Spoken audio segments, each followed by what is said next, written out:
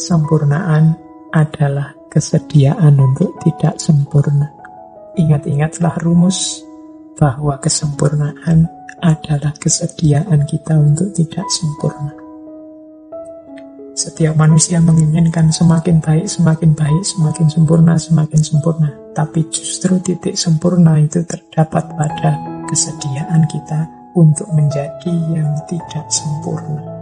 Kesadaran kita bahwa kita manusia biasa yang tidak mungkin sempurna. Mengaji hening bersama Dr. Fahrudin Faiz. Mari kita simak. Nah, ini untuk kita ya yang suka males-malesan. Semoga tidak, apalagi kita semua kan pemimpin. Waktu adalah sesuatu yang diciptakan. Maka berkata, aku tidak punya waktu, itu sama dengan berkata, aku tidak ingin. Jadi orang itu sebenarnya alasan tidak punya waktu itu tidak masuk akal. Kenapa? Ya karena waktu itu ada dalam kuasa kita sebenarnya. Mau kita gunakan untuk apa? Ya kan terserah kita. Jadi kalau ada orang, Mas, jalan-jalan yuk. Wah, saya sibuk, tidak punya waktu. Itu sebenarnya nama lain dari aku tidak mau jalan-jalan. Karena kalau dia mau, pasti ada waktu. Waktu itu kita ciptakan. Oke, saya mau besok pagi ya. Kita yang milih waktu, kita gunakan untuk apa. Jadi katanya Lao Sunda, waktu itu sesuatu yang diciptakan.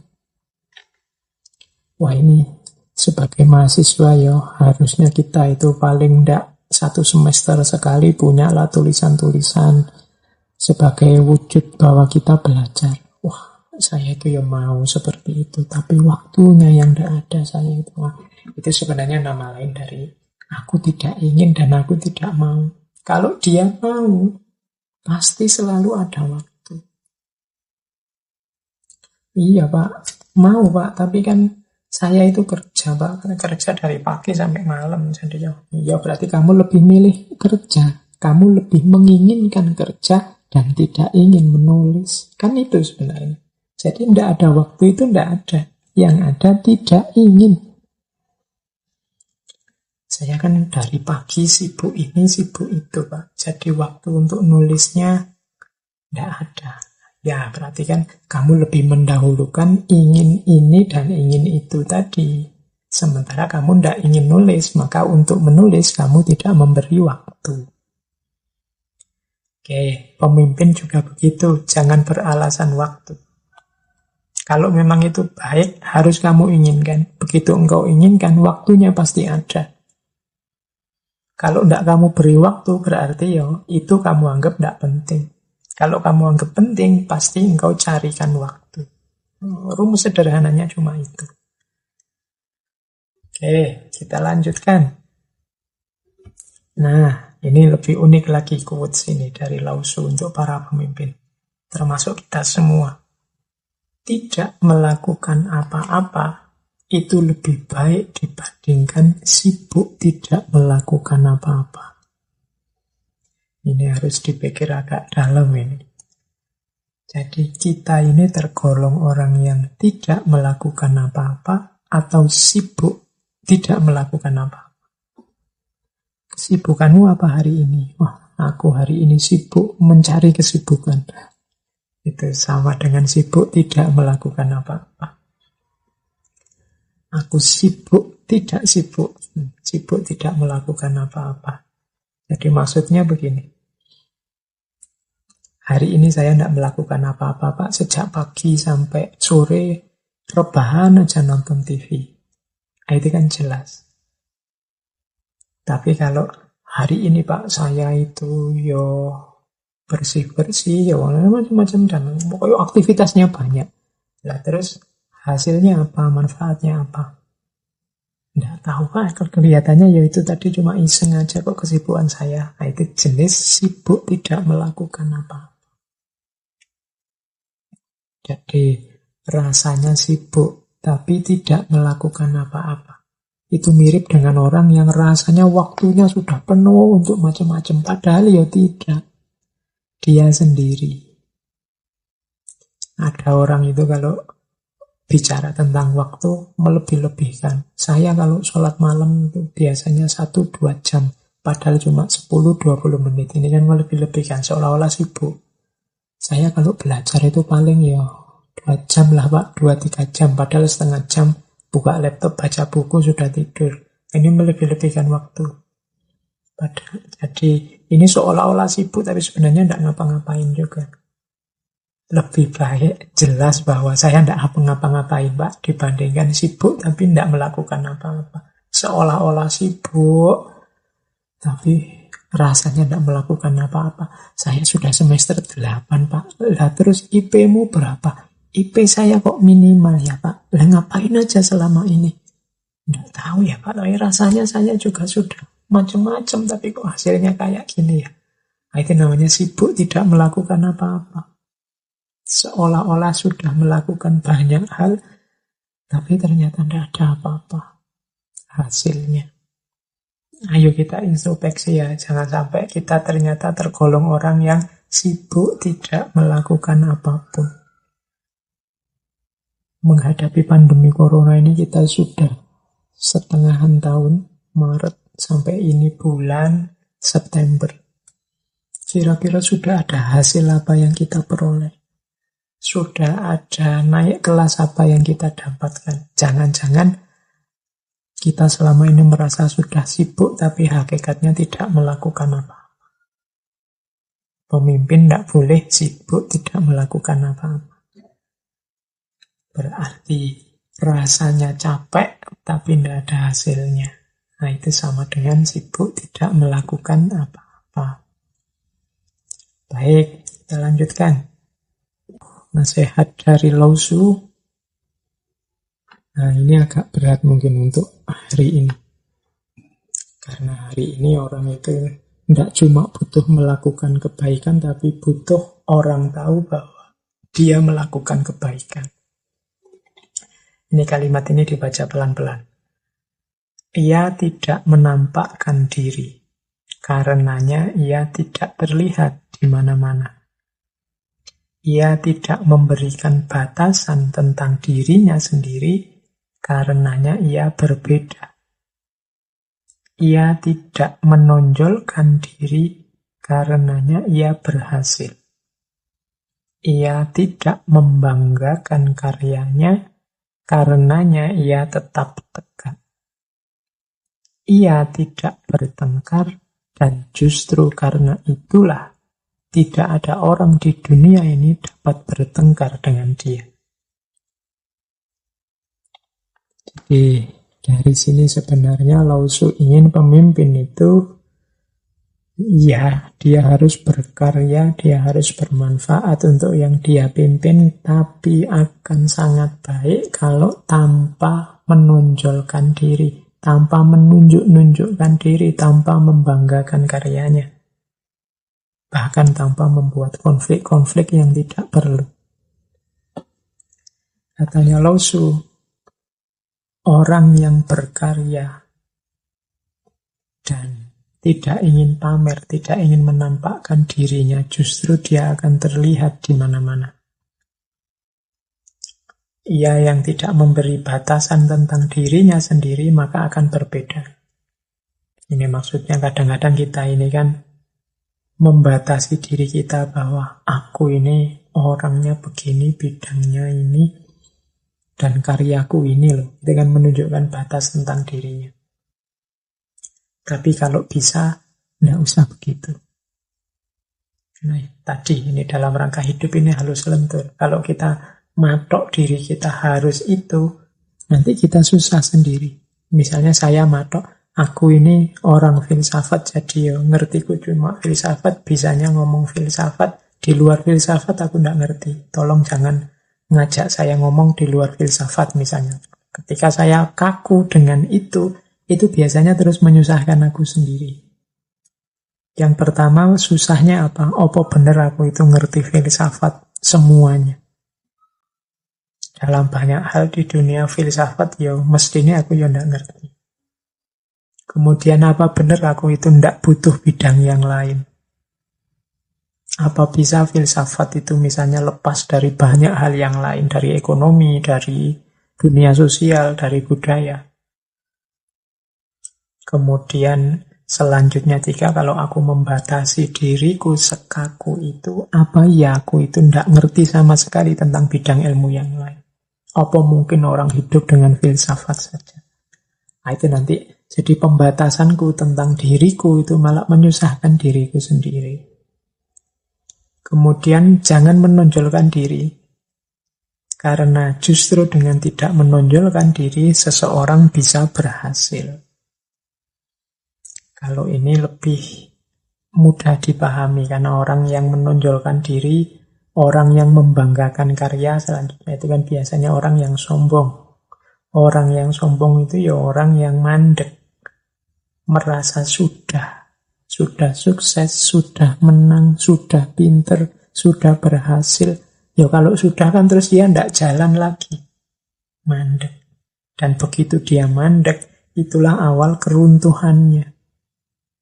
Tapi orang yang tidak menonjolkan diri, orang yang tidak membangga-banggakan karyanya, tidak menyombongkan dirinya, itu orang yang merasa, aku itu masih bisa lebih baik, aku itu belum terlalu baik, masih ada kurangnya. Itu kan orang yang masih bisa berproses lebih baik.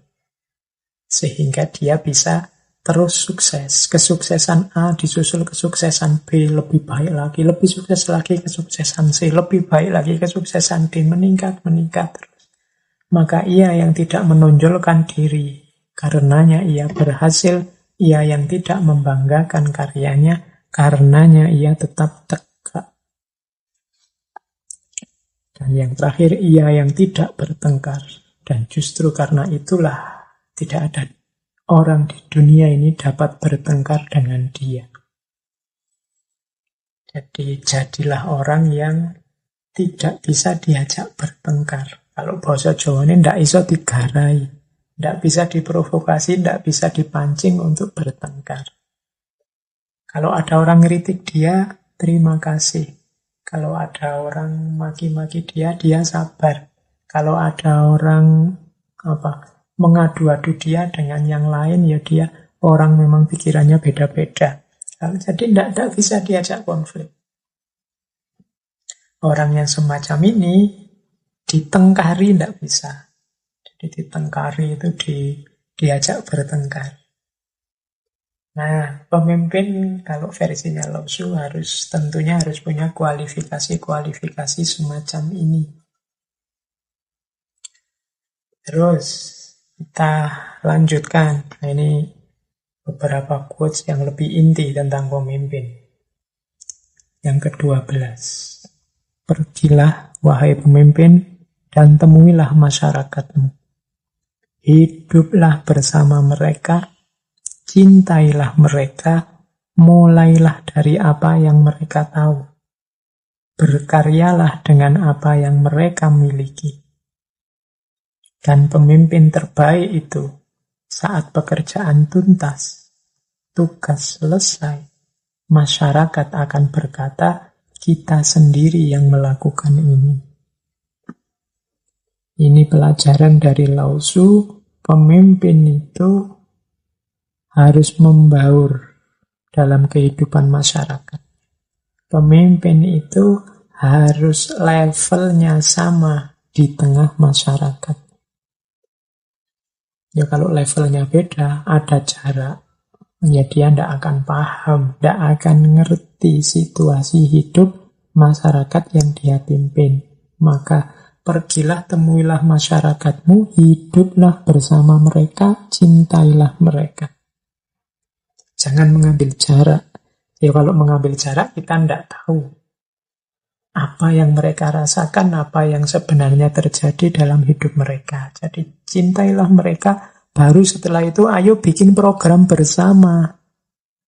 Bareng-bareng. Ini kalau pakai bahasa para pujangga lama, inilah yang disebut manunggaling kawula Gusti. Antara pemimpin dan yang dipimpin manunggal jadi satu. Merancang kehidupan yang baik untuk semuanya bersama-sama. Jadi mulailah pertama dari apa yang mereka tahu. Jangan minteri mereka, karena biasanya pemimpin kan orang-orang yang lebih pinter. Terus minteri itu ya dengan kepinterannya dia memanipulasi yang dia pimpin. Dia menyusahkan orang yang dia pimpin dan seterusnya. Tapi bicaralah, rancanglah program diawali dari level pemahaman mereka. Mulailah dari apa yang mereka tahu. Kemudian berkaryalah dengan apa yang mereka miliki. Mulai bekerja bersama dengan sumber daya yang dimiliki di sana. Nanti kalau sudah sukses, pekerjaan tuntas, maka rakyat atau masyarakat akan bilang, inilah karya kita. Tidak masalah pemimpinnya dilakukan. Justru kalau pemimpinnya dilupakan, jadi tidak masalah pemimpinnya dilupakan, masyarakatnya mengklaim inilah karya kita, justru itulah pemimpin yang terbaik. Jadi pemimpin yang terbaik itu yang bisa menggerakkan rakyatnya untuk berkarya dan berproses menjadi semakin baik tanpa dia harus secara demonstratif tampil menjadi pelopor, menjadi terkenal, populer, enggak. Jadi diam-diam dia membaur di masyarakat, berkarya bersama mereka, dimulai di level pemahaman mereka, sesuai dengan sumber daya yang dimiliki bersama, kemudian mencapai target-target tertentu, dan masyarakat merasa bangga dengan kebersamaan itu, dan merasa bahwa ini karya kami bersama, karya kita bersama. Kalau ada pemimpin yang semacam ini, dia pemimpin yang terbaik. Jadi, kalau Lao Tzu itu punya kategori, ini di selanjutnya ya, prinsip selanjutnya yang ke-13. Untuk memimpin masyarakat, berjalanlah di samping mereka. Pemimpin yang terbaik itu masyarakat tidak melihat kehadiran mereka. Ini pemimpin ranking 1. Pemimpin ranking 2, masyarakat menghargai dan memuji. Ini berarti kelihatan. Wah, hebat ini pemimpinku. Kelihatan jadi pemimpin di situ. Ada level 3, masyarakatnya takut. Masyarakat takut itu yang menjalankan program-program karena takut dihukum. Ada yang keempat, masyarakatnya benci. Ini biasanya programnya tidak sukses. Masyarakatnya benci. Nah, saat kerja pemimpin terbaik tuntas, masyarakat akan berkata, kita melakukannya sendiri. Jadi versinya Lao Tzu itu justru pemimpin terbaik itu menghasilkan karya-karya besar, kerja-kerja luar biasa, tapi dia sendiri tidak kelihatan. Ini pemimpin ranking 1 sudah. Masyarakat merasa, wah ini karya kita loh. Padahal skenario dan sutradaranya sang pemimpin ini. Ada ranking 2. Kalau ranking 2 ini ya masyarakat tahu benar bahwa pemimpinku ini pintar, pemimpinku ini hebat, terus ada penghargaan, ada pujian-pujian. Ini masih bagus. Meskipun sebenarnya tidak yang terbaik. Di bawah itu ada yang masyarakatnya takut kepadanya. Jadi masyarakatnya khawatir ini kalau saya tidak melakukan ini, nanti dihukum. Kalau saya tidak menjalankan ini, nanti ada efeknya, ada resikonya. Itu arti masyarakat takut. Dan pemimpin ranking paling bawah itu masyarakatnya benci sama pemimpinnya. Kalau sudah benci, ya program pasti macet semua. Atau tidak jalan semua. Atau jalan tapi efeknya tidak seperti yang diinginkan.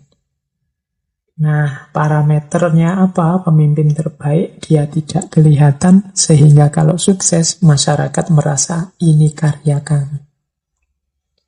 Oke, ini versinya Lao Tzu. Silakan teman-teman mendiskusikan. Nah, teman-teman ini kan pemimpin semua di levelnya masing-masing. Kalian itu seandainya pemimpin yang terbaik tadi, ataukah pemimpin yang dipuji-puji, dihargai masyarakat, ataukah pemimpin yang ditakuti, atau jangan-jangan yang dibenci. Terus selanjutnya, ini nasihat kepada para pemimpin untuk mantap dalam bertindak, tidak mudah terpengaruh. Jadi setelah pemimpin membangun karakternya dengan mantap seperti yang ada di depan tadi, ada tahapan dia harus menegaskan diri, meneguhkan diri. Ini kalimatnya Lao Tzu seperti ini. Kalau seseorang sudah percaya, ia tidak akan berusaha untuk meyakinkan yang lain. Kalau seseorang sudah nyaman, ia tidak akan meminta persetujuan orang lain. Kalau seseorang menerima dirinya sendiri, seluruh dunia akan menerimanya. Jadi ini nasihat selanjutnya dari Lao Tzu. Yang pertama, pemimpin kalau memang sudah punya rencana-rencana yang baik, program-program yang baik, yang sudah matang didiskusikan, jalankanlah. Mungkin kiri kanan masih ada yang mengkritik, tapi kalau engkau sudah yakin, percayalah. Mungkin orang menuntut, diyakinkan, mengkritik, gunanya apa, manfaatnya apa. Tapi kalau engkau sudah yakin, sudah percaya, jalankanlah. Kalau orang sudah percaya, dia tidak akan capek-capek berusaha meyakinkan orang lain. Saya jelaskan maksud saya ini. Kalau orangnya, saya tidak terima, bla bla bla bla, ya sudah. Tapi saya yakin ini program saya baik. Nah itu pemimpin yang punya pendirian, punya prinsip. Karena kalau mendengarkan suara kiri, suara kanan, biasanya terus tidak jadi jalan. Tidak ada tadi perjalanan ratusan mil dimulai dari satu langkah kecil. Tidak mulai-mulai, diskusi terus. Kalau seseorang sudah nyaman, ya dia tidak akan minta persetujuan orang lain. Aku sudah cocok, menurutku ini yang baik. Jadi pemimpin juga harus punya self-assertion, harus punya self-confidence. Dia nyaman, tidak butuh lagi komentar orang, provokasi orang. Dan kalau orang sudah menerima dirinya sendiri, seluruh dunia akan menerimanya. Itu rumusan hukum alamnya. Terus, selanjutnya menurut Lao Tzu, kalau ini populer sekali, anak-anak yang belajar hukum pasti pernah dengar quotes ini. Semakin banyak hukum dan aturan diciptakan, akan semakin banyak pula penjahat dan pelanggar. Akan semakin banyak pencuri dan perampok. Itu sebenarnya makna letter luck-nya. Ya semakin banyak hukum, semakin banyak aturan, pastinya semakin banyak pelanggaran. Kenapa begitu? Ya karena ini mirip pagar. Semakin banyak pagar itu kan semakin mudah kita nabrak pagar. Semakin sedikit pagar, semakin sedikit juga kita ketabrak pagar. Hukum aturan itu kan seperti pagar. Apa kalau gitu kita tidak perlu hukum saja, Pak? Tidak. Ini maksudnya Lao Tzu apa? Lebih penting menyadarkan orang melakukan yang benar dan yang baik daripada membuat hukum dan aturan. Hukum dan aturan itu kan kayak pagar. Daripada nambah pagar, biar kita tidak nginjak-injak tanaman, kan lebih baik orangnya disadarkan untuk tidak nginjak-injak tanaman. Kan logika sederhananya begitu. Maka digarap orangnya lebih penting daripada ditambahi aturannya. Gimana orang sadar sendiri, gimana orang punya kesadaran moral, kesadaran hukum, kesadaran mental, kesadaran hidup yang positif, hidup yang benar, ini lebih mudah. Orang sadar pakai masker lebih penting digarap daripada membuat hukum orang yang tidak pakai masker. Ya meskipun pada titik tertentu kita butuh hukum itu ketika orang sama sekali tidak bisa disadarkan lagi. Tapi lebih enak memang proyek penyadaran daripada proyek penghukuman. Begitu ada hukum pakai masker, ya akhirnya banyak orang ditilang karena melanggar hukum pakai masker ini. Itu contoh paling mudah dari Lao-Tzu ini. Tapi ada proses yang lebih penting lagi, yaitu proyek penyadaran, biar orang-orang sadar. Kalau tidak sadar itu kan manusia itu biasanya ya sembunyi-sembunyi. Ada polisinya enggak ya? Kalau tidak ada ya sudahlah, tidak pakai masker, wong dia tidak sadar. Tapi kalau dia sudah sadar, pakai, ada polisi apa enggak ya dia akan tetap pakai. Semakin banyak hukum dan aturan, semakin banyak penjahat dan pelanggar. Maka yo mari kita garap, atau paling tidak ya di lingkungan yang kita pimpin lebih indah kalau kita menggarap proyek penyadaran ini daripada nambah hukum di organisasi kita. Oke. Terus ya ini sudah waktunya tinggal sedikit. Selanjutnya, kalau engkau tidak dapat dipercaya masyarakat, maka masyarakat tidak akan mempercayai. Jadi kalau engkau tak dapat dipercaya, masyarakat tidak akan mempercayaimu. Kalau engkau tidak percaya masyarakatmu, engkau membuat mereka tak dapat dipercaya. Nah ini tentang kepercayaan. Jadi pemimpin itu dia harus dapat dipercaya. Kalau ngomong A ya A, kalau B ya B. Makanya tadi saya bilang dia harus punya kebenaran, korespondensi, koherensi, pragmatis sekaligus. Kalau dia tidak punya ini, ya masyarakat tidak akan mempercayai dia. Kalau ini mudah dipahami. Tapi yang kedua juga penting. Kalau engkau tidak percaya masyarakatmu, engkau membuat mereka tidak dapat dipercaya. Jadi kalau kita tidak percaya anak-anak kita, sebenarnya kita sedang membuat mereka jadi tidak dapat dipercaya. Misalnya kita punya anak atau punya adik, sukanya keluar malam. Wah, pokoknya begitu keluar kita curigai. Lama-lama dia akan mencari trik, mencari strategi biar tidak dicurigai. Akhirnya kita terbohongi. Kenapa bisa begitu? Ya karena awalnya kita tidak percaya dia. Dia bilang apa adanya, kita tidak percaya. Dia bilang apa adanya, kita tidak percaya. Terpaksa dia bohong untuk mengikuti keinginan kita. Akhirnya apa? Kita sedang membentuk orang yang tidak dapat dipercaya.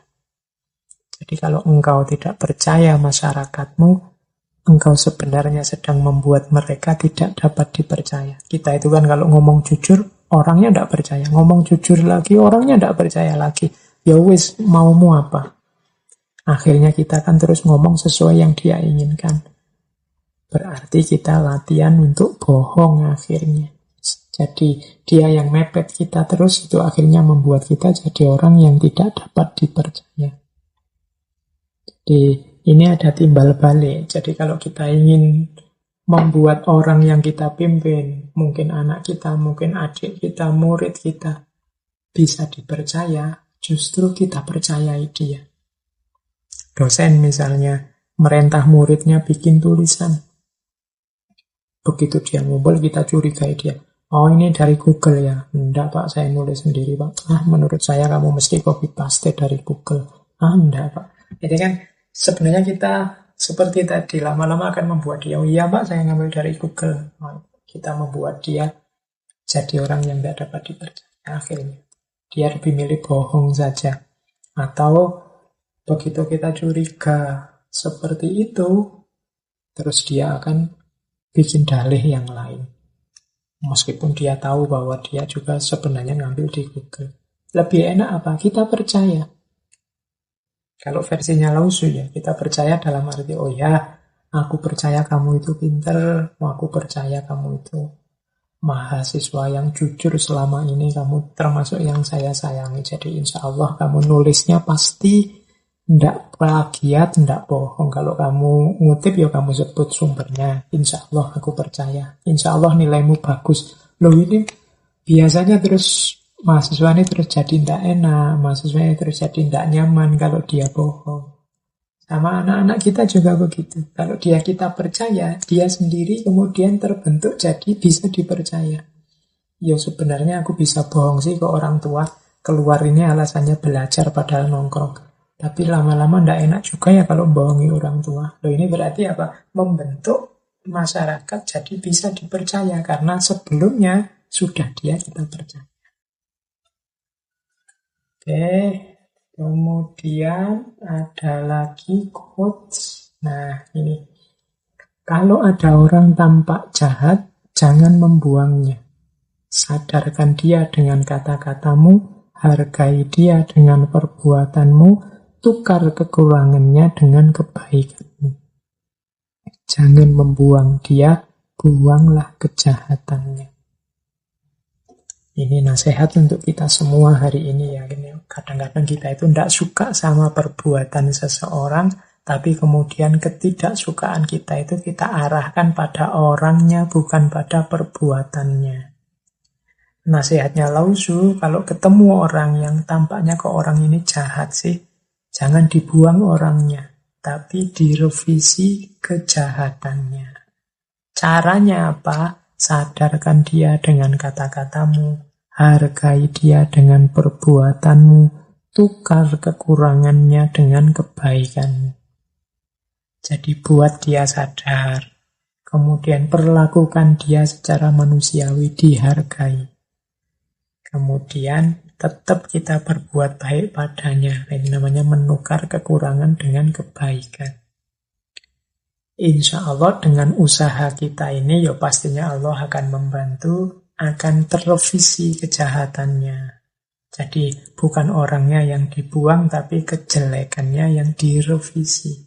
Kadang-kadang kita terbiasa yang sebaliknya. Kepada orang jahat tidak kita sadarkan dengan kata-kata, tapi kita maki-maki. Tidak kita hargai dengan perbuatan, tapi kita balas dendam dengan perbuatan.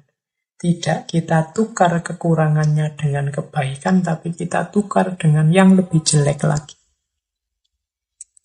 Nah, akhirnya ya konflik, kita punya musuh, kadang-kadang malah dari satu musuh jadi 2-3 musuh. Kadang-kadang malah jadinya kita lebih jahat daripada dia.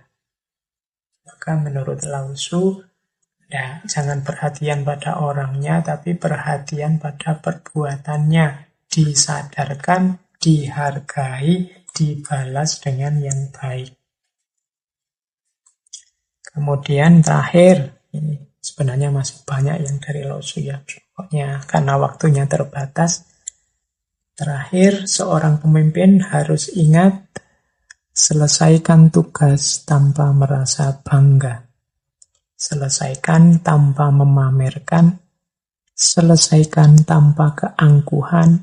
Selesaikan tanpa merebut atau mengambil. Selesaikan tanpa memaksa. Mari kita jalankan tugas kepemimpinan tanpa harus merasa bangga. Wow, aku ternyata pemimpin yang hebat. Siapa yang bisa kayak aku? Nah, itu ada yang salah kalau ini yang kita lakukan. Selesaikan tanpa memamerkan. Ini loh kesuksesanku. Ini loh keberhasilanku. Selesaikan tanpa keangkuhan. Tidak ada yang seperti aku. Yang lain di bawahku semua. Selesaikan tanpa merebut atau mengambil. Selesaikan tanpa memaksa. Jadi mungkin yang kita lakukan kebaikan, hasilnya juga baik, tapi kalau itu kita lakukan diiringi rasa bangga, diiringi pamer, keangkuhan, dengan cara mengambil, merebut, memaksa, maka tidak ada gunanya kebaikan yang kita lakukan, tidak ada gunanya prestasi-prestasi kita. Jadi ini nasihat dari Lao Tzu kepada para pemimpin. Baik, teman-teman. Nah, masih ada satu lagi saya tambah. Terakhir ini, paling akhir. Kesempurnaan adalah kesediaan untuk tidak sempurna. Jadi kalau kita sebagai pemimpin, sebagai manusia, sebagai apapun peran dan fungsi kemanusiaan kita mainkan, ingat-ingatlah rumus bahwa kesempurnaan adalah kesediaan kita untuk tidak sempurna. Setiap manusia menginginkan semakin baik, semakin baik, semakin sempurna, semakin sempurna. Tapi justru titik sempurna itu terdapat pada kesediaan kita untuk menjadi yang tidak sempurna. Kesadaran kita bahwa kita manusia biasa yang tidak mungkin sempurna. Terima kasih sudah menyimak. Semoga channel Mengaji Hening bersama Dr. Fahrudin Faiz selalu bisa memberikan ilmu, motivasi, dan kebermanfaatan. Salam sehat dan bahagia.